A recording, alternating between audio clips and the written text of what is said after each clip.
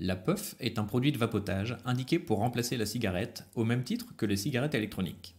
Présentes sur le marché depuis quelques années, les puffs défraient la chronique en raison des infractions de communication commises par leurs distributeurs, le risque d'entrer dans le tabagisme pour les mineurs et l'impact écologique de ces dispositifs. Je suis Étienne, pharmacien lasanté.net et aujourd'hui on va parler puff, réglementation, écologie et sevrage tabagique. Qu'est-ce qu'une puff ? Une puff, c'est une cigarette électronique. On connaît déjà les cigarettes électroniques que l'on remplit avec son e-liquide et dont on recharge la batterie, comme un téléphone ou une montre connectée. Eh bien, c'est là que se trouvent les différences. La puff se consomme comme une cigarette électronique classique, sauf qu'on ne peut ni la recharger ni la remplir. Cette cigarette arrive pré-remplie et préchargée, et elle est à usage unique. Vous me direz, c'est super, c'est préchargé, pré-rempli, pratique, facile d'utilisation. Exactement. Le problème, c'est l'impact écologique de ces dispositifs. Les puffs sont des tubes en plastique contenant une batterie au lithium, une résistance et un tampon contenant le e-liquide. Mis à part en cassant le dispositif une fois terminé, la puff est un déchet complexe qui n'est pas recyclé. Quand on voit les ressources nécessaires pour extraire le lithium pour fabriquer les batteries, la puff est un beau gâchis de matière. On peut néanmoins nuancer la critique car des puffs rechargeables sont maintenant disponibles. La batterie peut être rechargée et la cartouche contenant le e-liquide remplacée. On en revient finalement à une cigarette électronique classique. La puff et les fabricants ont enfreint les réglementations sur 4 points. La communication autour du tabac, le packaging non conforme, la teneur en nicotine et le ciblage du produit. C'est la loi E20 qui date de 1991 qui renforce les restrictions sur la communication autour du tabac. Fini le Marlboro Man qui trône aux arrêts de bus. Un arrêté publié en 2003 met en place les messages de caractère sanitaire, puis en 2010 apparaissent les photochocs associés aux messages de prévention. Les décrets publiés en 2016 du Code de la santé publique instaurent le paquet neutre, gris-noir, avec simplement le nom de la marque et la mise en place des messages de prévention. Sachez qu'il existe 14 avertissements sanitaires différents. J'en retiens personnellement 2. Votre médecin ou votre pharmacien peut vous aider à arrêter de fumer, et faites-vous aider pour arrêter de fumer, téléphonez au 3989. C'est le numéro de Tabac Info Service. Le problème avec les distributeurs des puffs, c'est qu'ils ont une communication agressive sur les réseaux sociaux, utilisant allègrement les influenceurs pour promouvoir leurs produits. Si Marlboro n'a plus le droit d'utiliser l'image d'un très viril cow-boy, ni d'afficher son nom en gros sur des ailerons de Formule 1, ou Camel d'utiliser son fameux dromadaire, ce n'est pas pour que des influenceurs fassent de la pub sur Instagram ou TikTok. Les cigarettiers n'ont plus le droit d'utiliser leur logo et couleurs emblématiques et sont limités à un simple packaging gris avec en tout petit leur nom et en gros une photo d'un cancer de la gorge. Pendant ce temps, la puff a le droit à son packaging goût bisou et des logos hyper attractifs, son édition limitée et bien sûr les packs économiques en lot de 3 et la promo achètes-en 5, payes-en 4. On parle de nicotine les gars. Cela m'amène au point suivant, le ciblage du produit.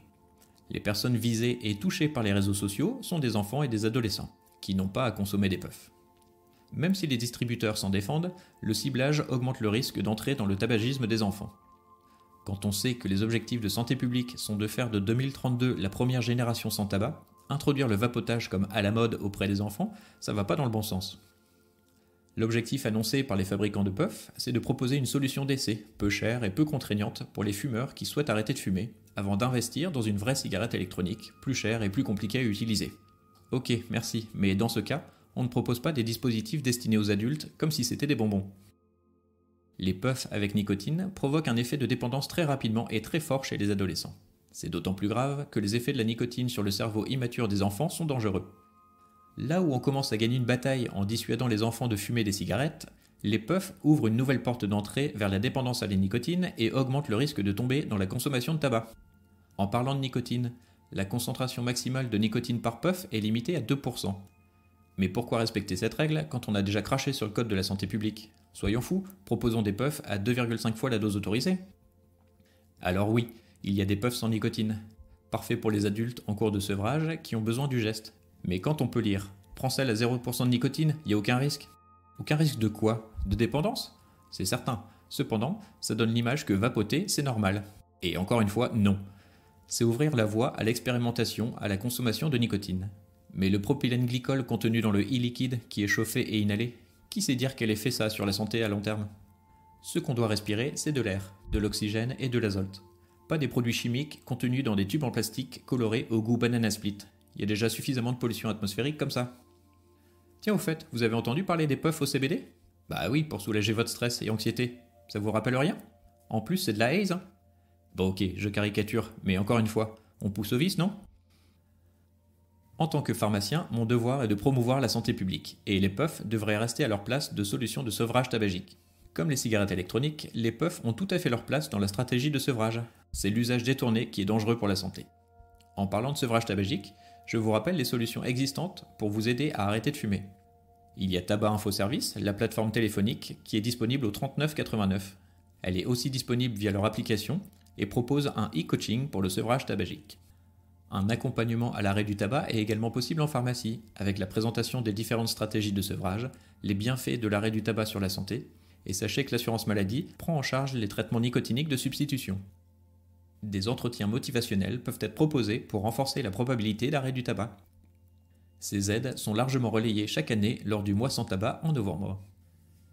Sur notre site de vente de médicaments en ligne lasanté.net, nous proposons les différentes formes et marques de substituts nicotiniques. Vous retrouverez le lien en description de la vidéo. Je vous mets également le lien vers notre page de conseil pour réussir le sevrage tabagique. Faites attention à ce qu'on vous vend et vous promet sur les réseaux sociaux. Votre santé est importante, ne la laissez pas entre les mains d'influenceurs. En cas de besoin, demandez conseil à un professionnel de santé. C'était Étienne, pharmacien lasanté.net. Prenez soin de vous et à bientôt dans une prochaine vidéo.